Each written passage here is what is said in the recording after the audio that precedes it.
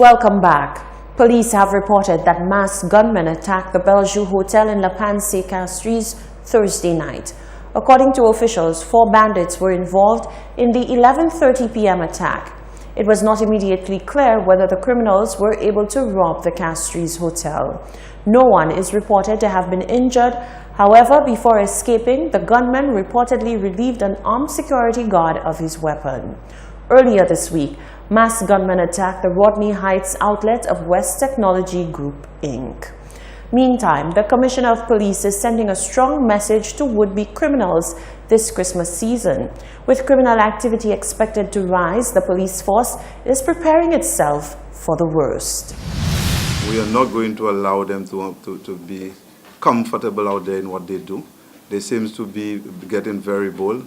The time will come when the time has come when the police will take bold steps towards ensuring that we not only get to those criminals, but get them to justice.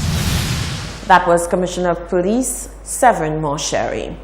Mayor Peterson Francis has indicated that he is not privy to the outcome and recommendations of the CCC audit, but says he's focused on the job of mayor. He continues to scoff at the very idea of the independent audit. Mayor Peterson Francis says he has no information as to the outcome of the independent audit into the operations of the Castries Constituencies Council, CCC. For months, rumors had swirled that there was discord between the mayor and former local government minister Fortuna Belrose. Belrose initiated the CCC review back in July. Her authority to do so and even her choice of auditor was questioned by the mayor.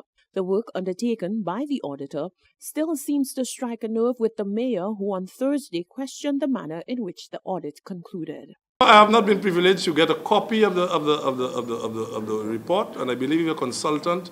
And the most amazing thing is that we have had, before my time, they have had many reports from CCC. But I have not been able to get a report. There were questions surrounding whether Francis would remain on as mayor. He had indicated that his enthusiasm for remaining as mayor had waned due to what he said were certain roadblocks and a lack of appreciation from some quarters. But he indicated that the majority of the general public is clamoring for him to accept a reappointment based on his track record. So is the matter settled? Francis says he's still fulfilling the role of mayor. The mayor have no contract, They don't give you contract for stipend. They give contract for wages. So where you stand, sir? I'm the mayor of Castries. Have you been sworn in? No, we have not been sworn in because the line minister had to travel. I had a word with him. So incidentally, he traveled yesterday. As soon as he's back in the country, that will be arranged for councillors to be sworn in. Some pundits have suggested that the cabinet restructuring, which saw Senator Fortuna Belrose losing the local government portfolio to become minister in the Ministry of Tourism, Culture and Creative Industries with responsibility for culture and creative industries, was the remedy to what ailed the mayor. Police are making headway with the investigation of the murder of Kimberly Williams de Leon. De Leon was shot and killed at her Montfortune home on the 29th of October. Police Commissioner Severin Mosheri gave the media an update on Thursday. We have sent out samples. As late as yesterday, samples were sent out to be tested. That I expect to get within a week's time. So when I get it within a week's time, then I will be able to brief you. But yes, we did send out samples in this matter just yesterday. The Marine Unit of the Royal St. Lucia Police Force is said to be growing from strength to strength. This after a new batch of officers completed RSS training. A small group of Marine officers have received their certification following a 3-week-long training program for the Regional Security System Training Institute Basic Seamanship Course and the Basic Coxswain courses. The graduation ceremony was hosted at the St. Lucia Police Marine Unit base in VG on Friday morning.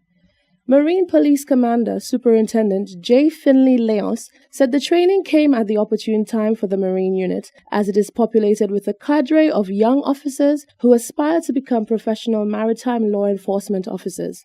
The courses, he said, are setting the first stones in the foundation of their development.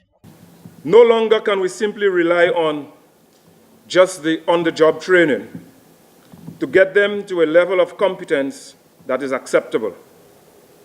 The challenges faced daily are varied and becoming ever more complex and dangerous. Therefore, every effort must be made to enhance the skills of our officers. The RSS has again come to the assistance of the Marine Unit in that regard, and I am hoping this collaborative effort continues.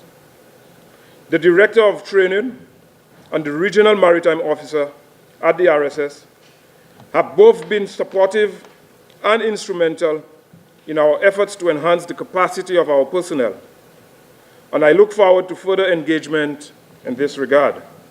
Commissioner of Police Severin Mosheri said he is thankful to the RSS for conducting the training courses. He said he has been looking forward to it for a long time as a former Marine officer himself. He had this to say to the graduates. The main message is that you must at all times be very professional, you must be efficient and effective in what you do.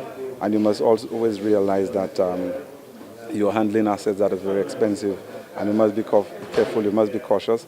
But more so that when dealing with human beings, you need to treat them in a way that is right. You must respect the fundamental rights and freedom and act professionally at all times. Meanwhile, Lieutenant Roderick Sobers, who is the Regional Maritime Officer of the RSS headquarters, told the graduates that this is only the beginning of their journey. Command and leadership. These are just some of the, I don't want to say buzzwords, but some of the phrases that you will be in tune with and in touch with during the rest of your career. Remember, you're part of a crew as well as operating as an individual. And when you're at sea, you're operating on a small platform, a boat. There are no strings attached. So hence that understanding that we operate as one. We look out for each other. We have each other's backs. 16 participants took part in the training program, with 8 on each course. Reporting for Hot 7 News, I am Rochelle Gonzalez. Minister for Commerce and International Trade Bradley Felix has high hopes for the continued growth of St. Lucia's production market. At the opening of the Taiwanese St. Lucia Partnership Trade Show, the minister took the opportunity to express what he says is the best way forward for St. Lucians to take advantage of foreign, non-restrictive markets. Solange Alfred tells us more. The Taiwanese St. Lucia Partnership Trade Show, which opened on November 23rd, allowed Minister for Commerce, International Trade, Investment, Enterprise Development and Consumer Affairs, Bradley Felix, the opportunity to lay out the necessary steps that he believes needs to be taken to increase the level of production on island. Felix addressed members of the audience and explained the advantage that countries like St. Lucia have in regards to having little to no restrictions for St. Lucian-made goods to enter certain foreign markets.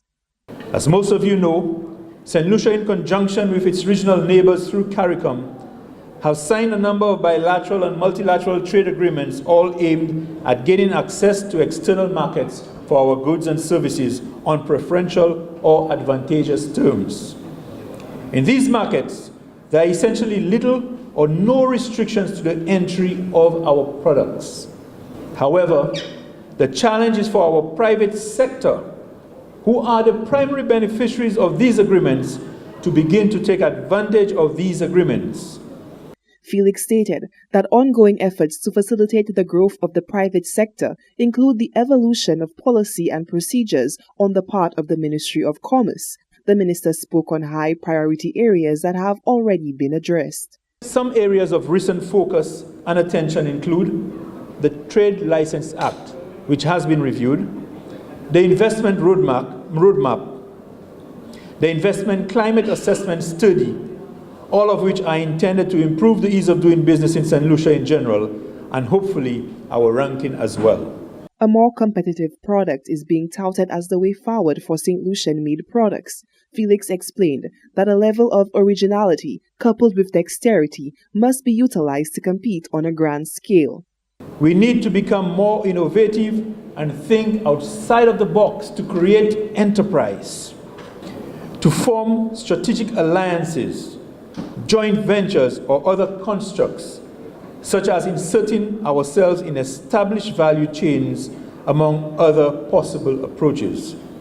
Here I refer to the CARIFORUM EU EPA, CARICOM and OECS markets, as well as in a number of Latin American countries in the wider Caribbean region.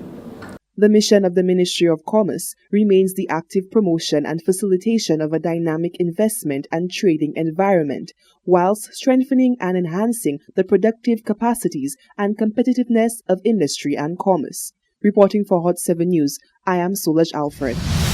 This is the Hot 7 Nightly News. We have more news after the break.